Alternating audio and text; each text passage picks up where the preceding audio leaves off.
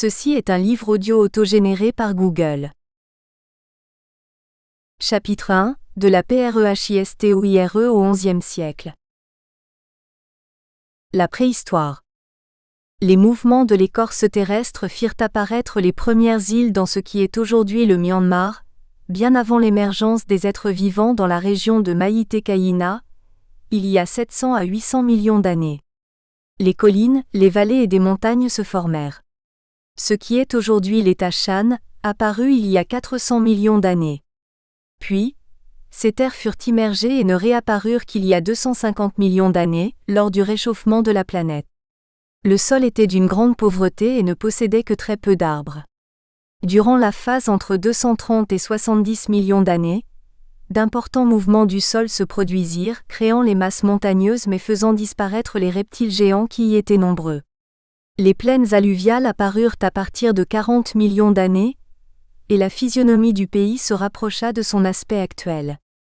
Quelques volcans firent éruption et les mammifères colonisèrent le pays, parmi lesquels on a retrouvé de nombreuses traces de tortues, crocodiles, buffles et éléphants. Le climat actuel est stabilisé depuis 25 000 ans. Les découvertes archéologiques placent la période de l'âge de pierre au Myanmar, entre les années 11 500 AV. JC et 8000 AV. JC et l'âge de bronze entre les années 1500 AV. JC et 500 AV. JC à partir de cette période, le fer est travaillé. Durant la période de l'âge de pierre, des êtres vivaient dans divers lieux du centre de la plaine de la Yeyarwady. Dans la période néolithique, des cultures ont été mises en évidence. Des vêtements étaient fabriqués, des outils notamment pour le traitement des récoltes existaient. L'âge de bronze vit apparaître les armes et la coutume des tombes. Les premières recherches centrées sur les fossiles des primates furent conduites dès avant l'indépendance. Des fossiles avaient été trouvés dans les formations de la région de Pondong. Ils furent appelés Pondongia Kotri. D'autres découvertes eurent lieu notamment en 1978 et surtout en 1997, puis en 2002. Les premières hypothèses sur ces fossiles indiquaient qu'il s'agissait de fossiles d'anciens primates. L'âge de ces fossiles a été estimé à 40 millions d'années, ce qui en ferait les plus anciens connus à ce jour dans le monde. Cette théorie n'est pas sans conséquence sur l'histoire de l'évolution, puisque les plus anciens primates découverts jusqu'alors, en Égypte, n'ont que 33 millions d'années. Elle relance aussi la question de la localisation du berceau de l'humanité, Asie ou Afrique. Quoi qu'il en soit, ces découvertes à Pondong ont suscité l'intérêt des paléontologues de divers pays, notamment japonais et français. Avant, Bagan. Les indices sur les peuplades qui habitaient le Myanmar sont rares. On sait que les routes de commerce vers la Chine passaient occasionnellement par le Myanmar. Des caravanes remontaient la Yeyarwady, d'autres la Tanluin, d'autres allaient jusqu'à Manipur en suivant la rivière Chindwin. Les soieries chinoises étaient échangées en Afghanistan contre de l'or. Une influence chinoise limitée est perceptible dans ces trois couloirs de passage. Plus tard, la région de Tagong, vers Mogok, où il est possible qu'un royaume se soit établi entre 700 et 400 avant notre ère, subit une influence venant de l'Inde du Nord. Autour de la façade maritime, le développement était plus significatif, notamment à proximité des embouchures des rivières qui permettaient le transport de marchandises venues de l'intérieur. Les bateaux romains qui venaient au Sri Lanka et à Madras connaissaient les rivières Sobana, la Yeyarwady et la Tanluin et le Pays d'Or, le Delta, la Malaisie et Sumatra. En 140 AV.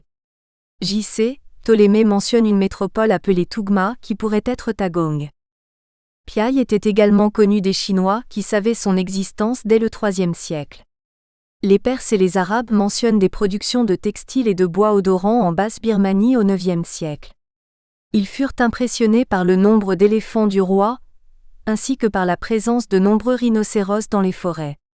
On peut imaginer que l'ivoire faisait aussi partie des marchandises vendues. L'essentiel du pays était constitué d'une jungle dense. Les cultures y étaient peu nombreuses, mais la forêt suffisait pour nourrir une population parsemée qui ne subissait ainsi aucune pression pour développer de quelconques industries. La population présente dans ce qui est aujourd'hui le Myanmar n'était alors qu'un assemblage de tribus. Il est possible que les habitants les plus anciens aient été des Indonésiens, mais ils n'ont guère laissé de traces et furent de toutes les manières déplacés par des immigrations mongoles venant de la Chine de l'Ouest, principalement des Tibéto-Birmans et des Mônes venus du Tibet oriental. Les étrangers qui immigrèrent en Birmanie vers le 8e siècle venaient des plaines arides de Mongolie et du sud-est du Tibet, à la recherche d'un climat plus facile et de sols plus fertiles, chassés par les sécheresses et le froid de leur contrée septentrionale. Les Chinois, comme les marchands arabo-persans, rapportent l'existence de 3 grands ensembles royaux au IXe siècle, le royaume de Mino, les Qin, le royaume de Piao, les Pius, et le royaume de Mishen, les Mônes. La population la plus ancienne paraît être celle des Mônes, descendue par la rivière Tanluin et installée dans la partie la plus en aval de l'Ayeyarwady, au sud d'Enzada depuis une période sans doute similaire à l'implantation des Khmers au Cambodge et dans le sud de la Thaïlande.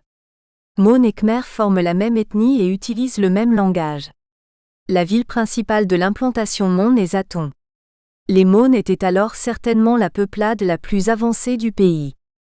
Les Tibéto-Birmans, descendus par les rivières du bassin de l'Ayeyarwady, fondèrent les civilisations Piu, Kanran et Tet. Les Kanran peuvent peut-être être les ancêtres des Arakanais, tandis que les Tet sont ceux des Chins. Les Pius se fondront dans l'ethnie birmane. Les Karins forment la 3e ethnie d'importance parmi les plus anciennes du pays. Les habitants de l'époque étaient illettrés et animistes.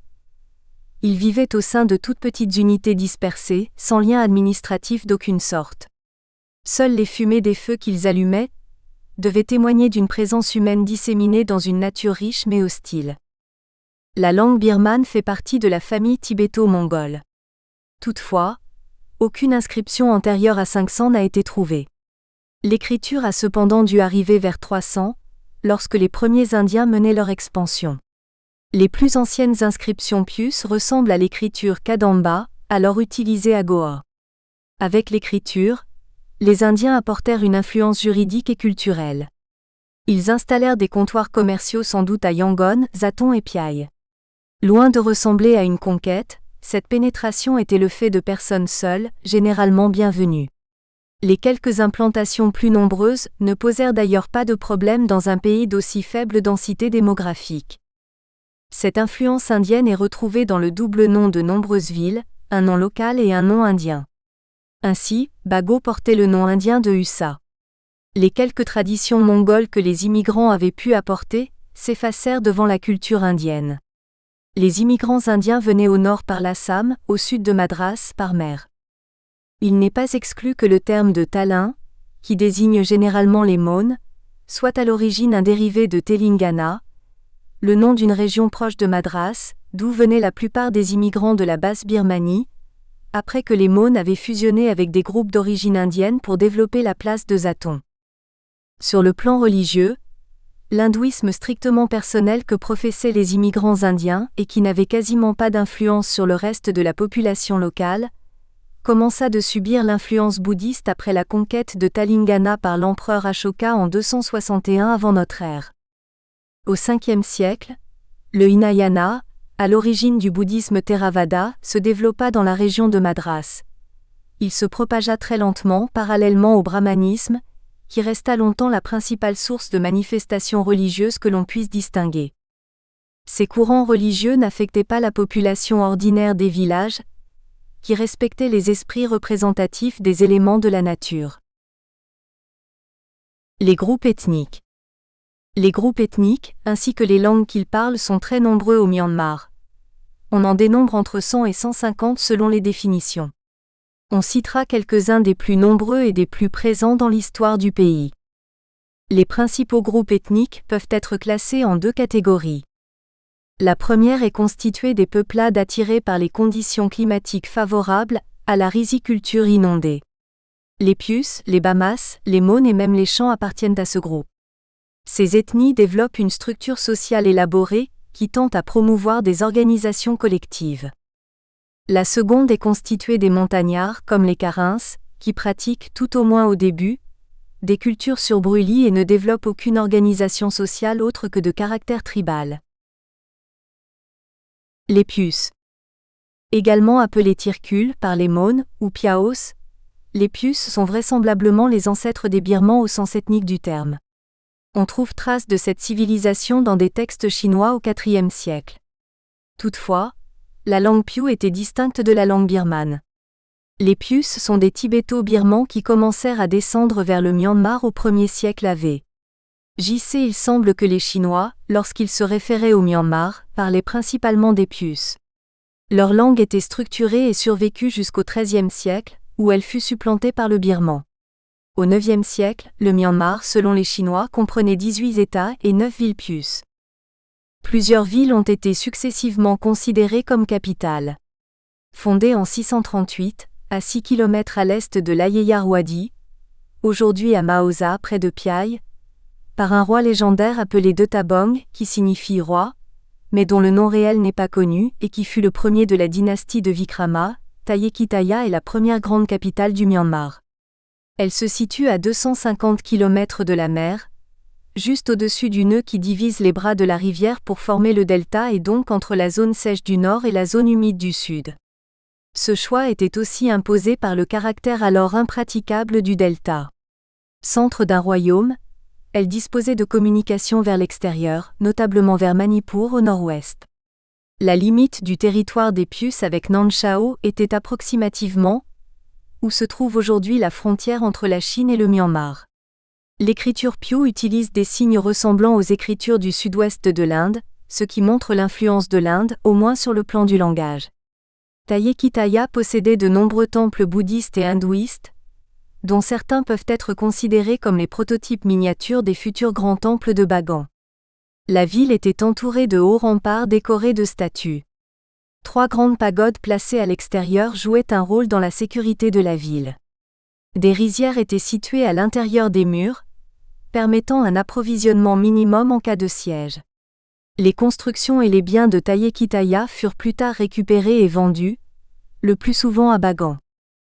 Vers 718, la capitale se déplaça vers le nord à Alingyi, à 20 km au sud-est de Chouebo, dans une région dont Tayekitaya avait fait une dépendance. Cette zone comprenait des implantations à Sunwi et Sipo. Alingyi disposait de fortifications très épaisses, d'une dizaine de mètres. À Alingyi fleurirent une centaine de monastères recouverts d'or et d'argent. Les arts musicaux s'y développèrent, comme l'attestent les chroniques chinoises écrites après la visite d'une troupe Piu dans leur capitale de Jian en 802. En 832, des rebelles de Nanchao pillèrent Alingyi et emmenèrent comme esclaves 3000 de ses habitants. Ceux qui restaient ne purent maintenir à la ville son statut de capitale. Ces pagodes, Bawgi, Payama et Payagi, ont un type original. Le plomb et le zinc étaient utilisés pour la construction, ainsi que le bois. Les Pius étaient de brillants artisans et même artistes, préférant la création à la copie qu'il s'agisse d'architecture, de sculpture ou de métallurgie. Le royaume Piu s'étendait du Cambodge, royaume de Shenla, à l'Inde et au nord, jusqu'aux limites de Nanchao. L'influence du bouddhisme est évidente, notamment dans la pratique qui consiste à ne pas tuer d'êtres vivants, au point d'éviter l'usage de la soie, qui implique la mort d'animaux. L'animisme est néanmoins très répandu, et les devint très prospères. Les cultures principales étaient le riz et divers féculents ainsi que le millet. La canne à sucre était également produite. La lumière était fournie par divers types de cire naturelle. L'or et l'argent sous forme de petites pièces en croissant servaient de monnaie d'échange. Les épidémies, peste notamment, devaient être assez fréquentes. La dernière capitale des Pius fut Piaille, qui était une ville de grande proportion, entourée de fortifications de briques, à l'intérieur desquelles vivaient tous ses habitants. Au milieu des Pius, et sans doute installés bien avant eux, vivaient encore quelques groupes d'Austro-Asiatiques à la peau plus sombre, qui avaient une mauvaise réputation de pillards et de bandits, que l'imagerie populaire transforma en ogres surnaturels, les Bélus. Baek-Sanno, situé à 150 km au nord de Tayekitaya et à 20 km à l'ouest de Tongduingyi, était également un grand centre urbain, que l'on suppose déjà implanté dès la fin du IIe siècle. Le nom de la ville est le nom employé par les Birmans pour désigner Vishnu. La région était favorisée par des conditions naturelles et climatiques très favorables. Surtout, Baek-Sanno devint l'étape favorite des marchands de l'Empire Han dans leurs voyages commerciaux entre la Chine et l'Inde. C'est aussi par des voyageurs indiens que le bouddhisme y fut introduit, sans toutefois atteindre la ferveur observée dans d'autres grandes villes de la région. La légende veut qu'au 7e siècle Beixanno eut une reine, Pantois. Le roi fondateur de Tayekitaya, intéressé par la réputation de prospérité de la ville, la conquit et épousa la reine. Les Pius contrôlaient le sud de l'Arakan ou du moins, y exerçaient une influence notable. L'influence hindouiste comme l'influence bouddhiste du Mahayana sont plus grandes que celles qu'on observe plus au nord vers Bagan. La cité développa une grande connaissance des astres, dont les spécialistes expliquaient l'impact sur la vie quotidienne dans un labyrinthe de mystères sans issue. Les principaux pouvoirs voisins étaient celui de Nanchao, dans le Yunnan, dont la population préfigure les Chants et les Khmers. En 754, Nanchao conquit les tribus de Haute-Birmanie. Les Pius se rendirent en 800 à la cour de l'empereur de Chine à Sianfu, avec une mission de Nanchao. Nanchao a de fait contrôlé vers 810 le nord de l'espace peuplé par les Pius et aurait, en 858, en particulier fait migrer vers le Yunnan une grande quantité de Pius. Ces habitants du nord, ancêtres des Kachin, auraient composé le gros des troupes qui ont permis l'attaque de Hanoï en 863. Cette période marqua la décadence de la civilisation Piu. Les Pius migrèrent vers Bagan, se fondirent avec ses habitants, et constituèrent la base de la population dite birmane. Les Mon. Au IIIe siècle, les Khmers du Funan tenaient presque toute l'Indochine, hormis le Myanmar, sauf la partie du Tanintayi. Les Mon Khmers sont probablement descendus à partir du IVe siècle, au moment du développement de la riziculture inondée. Les populations étaient alors à la recherche de marais capables d'être aplatis et irrigués. En même temps, les Chinois se déplaçaient vers le sud, poussant encore plus au sud les populations déjà présentes. Tandis que les Khmers descendaient vers le sud du Tonkin vers le Cambodge, les Mon prenaient une diagonale par le nord du Laos et le Haut-Siam pour constituer rapidement trois centres autour de Zaton, Lanfin et Lopburi. Les Mon Khmer au Myanmar incluent aujourd'hui au nord les Oise, les Palaungs, les Rians et les Danos. Les Oise ou Lawas étaient plus nombreux à l'est et au nord. Ils se déplacèrent jusque vers Lopburi et Luang Prabang. Ils étaient sans doute parmi les plus avancés dans la riziculture inondée et la gestion de l'eau. Les Chinois les appelaient dents en or, Chinchi, parce qu'ils recouvraient leurs dents de devant de plaques d'or gravées amovibles. Mais ils ont longtemps eu la réputation de coupeurs de tête, activité qu'ils disaient ne pas être un passe-temps, mais un précepte d'origine religieuse destiné à garantir de bonnes récoltes. Les Palaungs furent des pionniers de la culture du thé, dans les Shashan, les montagnes de thé, nom encore donné en birman dans la région de Namchan, centre de gravité des populations Palaungs après y avoir été poussées par les Kachins. La tradition des Mon en général et des Palaungs en particulier est celle d'une organisation sociale clanique, avec beaucoup de difficultés à accepter une cohésion plus large comme savaient le faire les Kachins et les Tibéto-Birmans. Le premier centre urbain assimilable à une capitale peut être situé à Mi-Chen sur le golfe de Martaban, vraisemblablement à l'ancienne embouchure de la rivière de Bago à 30 km au nord-est de la ville actuelle de Bago. Des troupes de Nanchao auraient détruit Mi-Chen en 835. Pour ces peuplades, la connexion est-ouest est plus fréquente que nord-sud, de sorte qu'il y a sans doute plus de relations entre les coutumes et la langue entre le pays Mon du Myanmar et le Cambodge qu'entre les Mon et les Oise. La langue Mon appartient au groupe austro-asiatique, comme le Khmer qui en est très proche. L'influence malaise dans les populations Mon est non négligeable, y compris dans la langue. Les Karins. On sait peu de choses sur l'histoire ancienne des Karins. Il faut considérer avec prudence la légende qui situe leur origine vers Babylone qu'ils auraient quitté il y a 4000 ans pour se rendre en plusieurs étapes en Mongolie occidentale, au Tibet, puis au Yunnan. Habitants de collines couvertes de jungle, ils descendirent du Yunnan vers le 5e siècle, avant les Birmans, le long des montagnes situées entre la Tanluin et l'Ayeyarwady. Ils apprirent la riziculture inondée auprès des Mon Khmer, et développèrent, avec les Mon, les Oise et les Palaungs, les espaces irrigables de Kyaukse et Minbu. Certains d'entre eux participèrent à la dissolution de la capitale Piu, de Tayekitaya. Ils furent poussés par les Tibéto-Birmans hors de la plaine centrale à partir du 9e siècle, d'une part vers le sud-ouest et le delta, d'autre part vers le Tanintayi. Le groupe des Karins comprend également les Karénis, Karins rouges ou Kaya, les Sbos, les Po, les Pao et les Padangs, ces 2 groupes vivant dans la zone Shan. Leur organisation était largement tribale, et ils n'avaient donné naissance à aucune civilisation notable. La langue n'entre pas dans une catégorie ou un groupe clairement défini. De nombreux emprunts au Mon Khmer, d'une part, au tibéto-birman d'autre part, n'indiquent pas dans quel sens l'influence a fonctionné. La répartition géographique des Karins est très large, malgré une population assez réduite. Les Tetkedes. Ces peuplades du nord-ouest parlent des langues du groupe Sak. Ces langues étaient répandues sur tout le nord du Myanmar et même au-delà, de Manipur au nord du Yunnan, à l'époque d'un légendaire royaume de Pong dont on trouve la trace de Manipur au pays Shan. Les Tetkedes ont été les pionniers du bouddhisme et ont vraisemblablement converti les Pius. Certaines de ces ethnies avaient acquis un remarquable niveau de civilisation et étaient notamment capables de produire de nombreux ouvrages.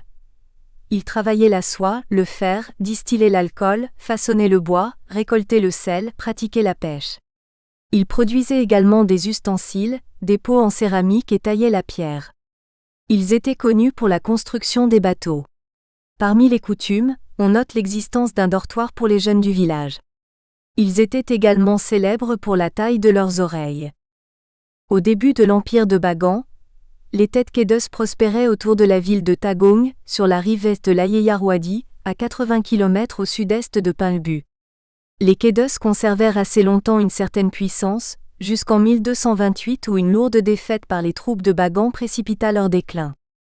Les Tetkedes sont très peu nombreux désormais, quelques dizaines de milliers, leur civilisation s'est fondue avec celle des Chans et des Birmans. Les Chins. Les Chins suivirent les peuplades du groupe Sak le long de la rivière Chinduin. Les chroniques chinoises mentionnent le royaume de Mino autour de la rivière Mino, Chinduin. Les Chins se distinguent physiquement des Mon par exemple, par un visage plus clair et plus allongé. La capitale se situait vraisemblablement à Yesagyo à 40 km au nord de Pakoku. En 835, les Nanchaos détruisirent leur centre et capturèrent 2 à 3 000 esclaves. En revanche, les Emranma, s'ils durent faire leur chemin dans les plaines centrales du Myanmar et ce faisant lutter contre les peuplades qui s'y trouvaient, ne combattirent jamais les Chins.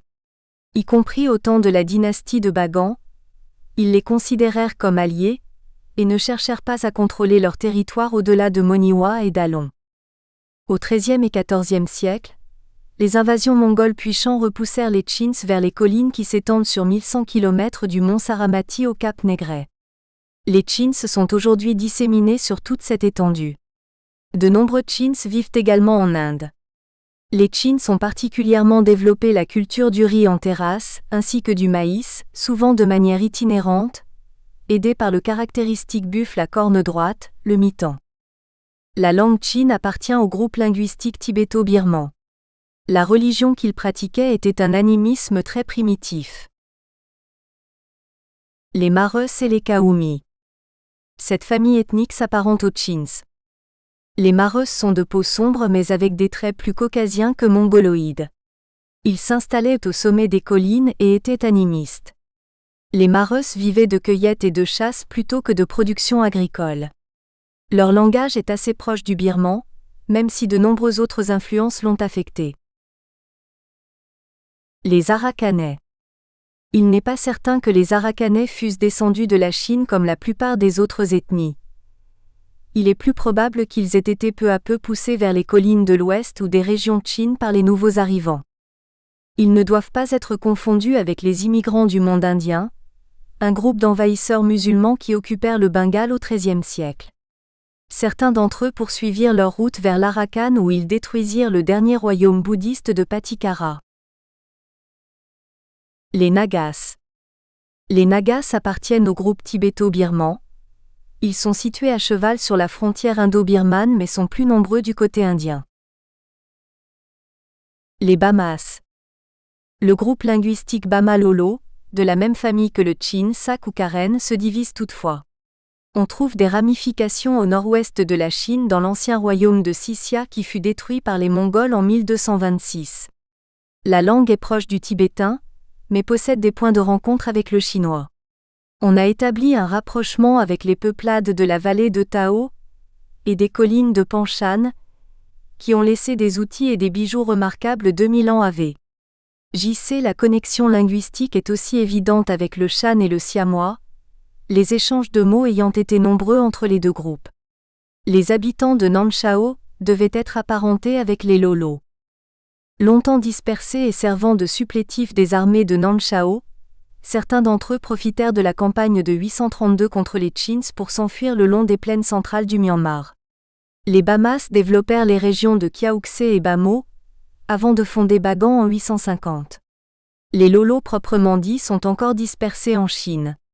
Au Myanmar, ils forment les ethnies appelées Lisu et Hakka, dans la région de Kengdetung. Les Lolo se distinguent physiquement des Chinois par leur taille relativement grande et leur teint assez clair, ainsi que des traits moins mongoloïdes. Les ethnies du groupe Bama Lolo sont nombreuses. Les Danus de l'ouest du plateau Shan, les Tongyo plus au sud, les Intas du lac Inle, les Rarin de l'Arakan, les Yanbaye Ramri, les Chongtas. L'expansion des Bamas et la prépondérance qu'ils ont acquise au Myanmar, alors qu'ils avaient été forcés de descendre vers les plaines, sont précisément dus à ce mouvement géographique. Ils y trouvèrent l'espace nécessaire pour prospérer, individuellement et surtout collectivement. Sous pression régulière de Nanchao, ils avaient le soutien des Chins ainsi que des Sacs et des Kedos. Les Mon leur enseignèrent l'écriture et la religion, les pius, les arts, y compris l'architecture. Mais c'est leur esprit intrinsèque d'indépendance et de discipline qui, seul, a pu asseoir leur prédominance au Myanmar. Le mot Bama est sans doute de même origine que Myanmar. Il pourrait se référer à la notion d'homme ou au mot pali Brahma, esprit céleste, ou encore au nom de la peuplade originale Mien. Les chants. Les chants s'apparentent aux Thaïs. Sans doute originaires de la région chinoise de Huangbo-Yangtze, ils se sont infiltrés sur les plateaux de l'Est bien avant la fondation de Bagan, de part et d'autre du canyon formé par le cours moyen de la rivière Tanluin. Ils furent influencés par les Birmans, dont ils utilisent l'écriture. Ils disposaient d'une organisation sociale féodale qui a perduré jusqu'au lendemain de la Deuxième Guerre mondiale, autour des princes locaux, les Sobois. Les chants pratiquaient la riziculture inondée, mais dans des conditions de relief moins favorables que celles des Birmans et des Mon, et avaient en conséquence développé des techniques avancées. Ils étaient en outre les grands commerçants du pays jusqu'à ce que les Indiens et les Chinois, favorisés par les Britanniques, les supplantent au XIXe siècle.